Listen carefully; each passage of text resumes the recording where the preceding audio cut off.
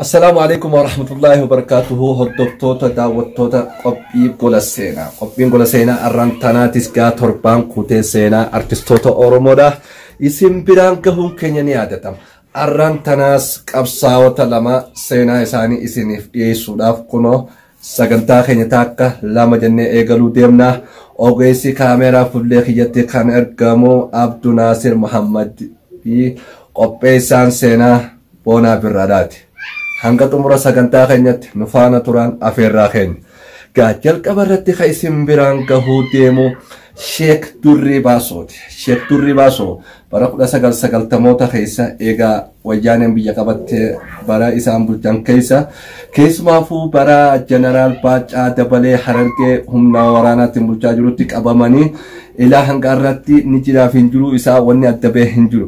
Sheek Durrii Baasoo qabsaa'ota hangafoota keessa nama tokko. Sheek Durrii Baasoo kana kaaniinis ulamaa gurguddaa baha Oromiyaa keessa nama tokko. Sheek Durrii Baasoo seenaa isaa isin biraan gahuudhaaf amma taakka lama jennee eegallee jirraa kunoo seenaa isaa akka armaan gadii kanatti isin biraan gaha nu faana turan afeerraa keenya. Sheek Durrii Baasooti madarsaati toofa Haaji Bushraa Annaa qindeessaaf gamteessa hambisaa. Seenaa gooticha qabsaawaa keenyaa kana maal irraa hubattan jenneeti gaafii isin goona. Qabsaawaa fi gootichi Oromoo kun maqaan isaa Sheek Muhammad Durrii Yusuf Baasooti. Sheek Muhammad Durrii Baasoo godina Harargee baha aanaa Fadisitti dhalatan. Keessumaafuu eega Jeneraal Baacaa Dabalee humna waraanaa nageenya Harargee bulchaa jirutti qabamanii mana hidhaa seenan ni jiraa fi hin jiruun hanga arraan tanaatti wanni adda ba'e hin beekamne. Mee keessumaafuu jechoota Sheek Durrii Baasoo walaloo barreessan keessaa muraasa isin biraan gahuuf hin deema. Mee walumaan haa dhageeffannu. Lakkii taa'iraasoo ilma abbaa beekanii aneesi. Durrii Baasoo rasuuliin si dhawe caasoo lafaa ol si buqqaasu. Lakkii taa'i tafarraa duraanuu tafatti cabe.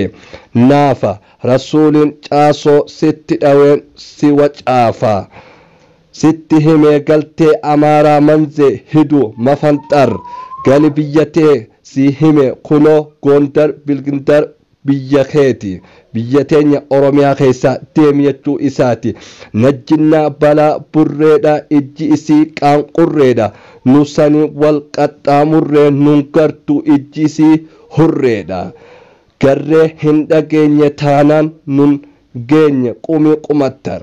Jechuudhaan walaloo ajaa'ibaa tana barreessanii sirna nafxanyaa yeroo san Oromoo fi Oromiyaa weeraraa jiruuf dhaamsa dabarsan. Sheek Durrii Baasoo nama laayyootti laalamuu miti. Nama qaroominaa fi beekumsa guddaa yeroo sanitti qaban keessa nama tokko. Walaloo gabaabduu Sheek Durrii Baasoo tana asumarratti kanaan seenaa waahila isaa Sheek Muhammad Amin Karrottiin isin dabarsa. Hanga xumura sagantaa keenyan nu faana tura. Egaa daawwattoota hordoftoota keenya seenaa qabsaawaa keenya Sheek Durrii Baasoo isin biraan keenya walitti deebinee jirra.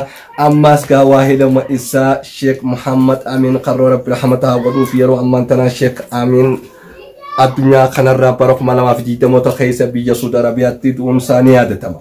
Arrammoo seenaa isaa bal'inaan kutaa tokkoffaa isin biraan gahuuf ogeessa kaameeraa kiyyaa Abdu Naasir Muhammadii fi Boonaa Birraa kunoo sagantaarra jirra nu faana turan afeerraa keenya.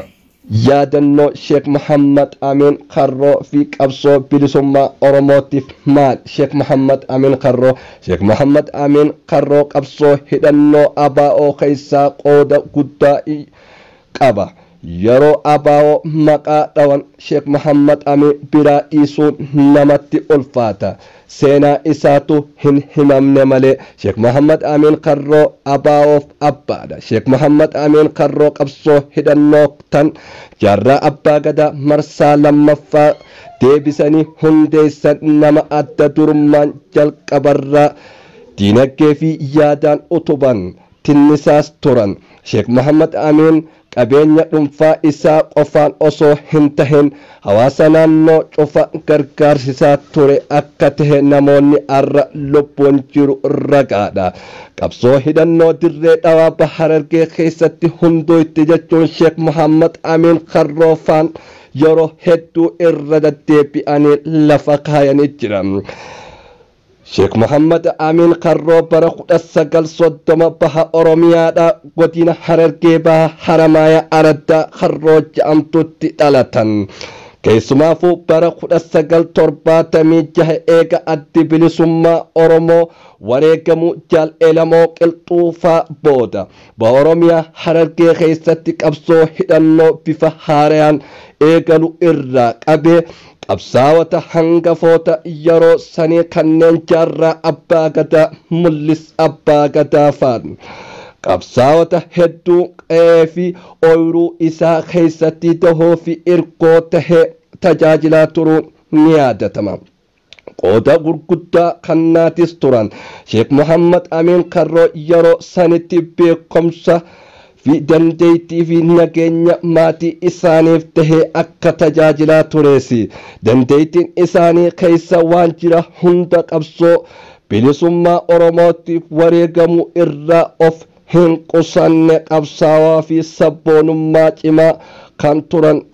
Jalqaba baroota jalqaba bu'uureeffamuu addi bilisummaa Oromoo san dura yeroo ilmaan Oromoo hedduun sirna labxanyaatiin roorrifamaa turan irraa kan ka'e Oromummaa fi amantii adda gargar baasanii hubatuun yeroo sanitti ulfaataadha. Sheek Muhammad Amin Karroo yeroo sanitti nama qaroomina guddaa qabu. Gaggeessitoota hordoftoota amantii hundaaf. Sheek Muhammad Amin Karroo nama fakkeenya taheedha. Sheek Muhammad Amin boodarra ejjennoo isaanii kan sirna labxanyaa ofirraa fi biyya isaatii fi Oromiyaarraa ittisuuf qabsoo hidhannootti galan. Boodarra Sheek Muhammad Amin Karroo qawwee bitatanii sirna labxanyaa dura ta'anii dhukaasuun isaanii ni yaadatama. Boodarra meeshaa waraanaa harkaa dhumuudhaafis akka rabbiitiin malee silaa guyyaa san duuti isaanii taati. Garuu rabbiin harkuma isaarratti sirna labxanyaa isa ajjeesuu deemu jala rabbiin isa baase.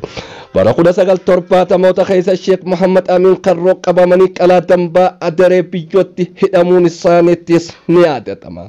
Eega turtii waggaa 3 mana hidhaa qalaa dambaa keessa turanis Sheek Muhammad Amin Karroo mana hidhaa cabsanii waardiyaa ajjeesanii baafachuun isaanii boodarra gara Suudi Arabiyaatti imalan Suudi Arabiyaa eega seenanii.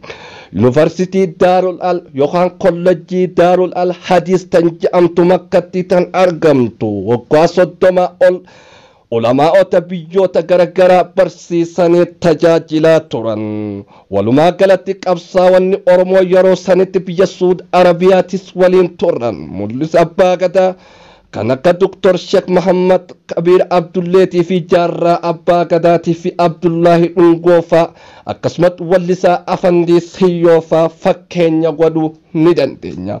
Walumaa galatti seenaan Sheek Muhammad Amin Karroodha. Bara 2020 du'aan addunyaa kanarraa boqotan iddoon awwaalcha isaaniittis makkumatti raawwatame. Seenaan Sheek Muhammad Amin Al-Karroon ganda dhaloota isaati. Arabootaatu akkana jee iyyaama. Sheek Muhammad Amin Karroo eega fuula rabbii galan ji'oota 8 lakkoofsisanii jiran. Seenaa isaa kutaa tokkoffaa isaa asumarratti xumurra. Ogeessi tiknikaa kan waliin ture Abdunaasir Muhammadi. Ogeessii fi barreessaan seenaa tana Boonaa Birraadhaati. Nama torbaanii nu haa taasisu jecha asumaan gargar baana.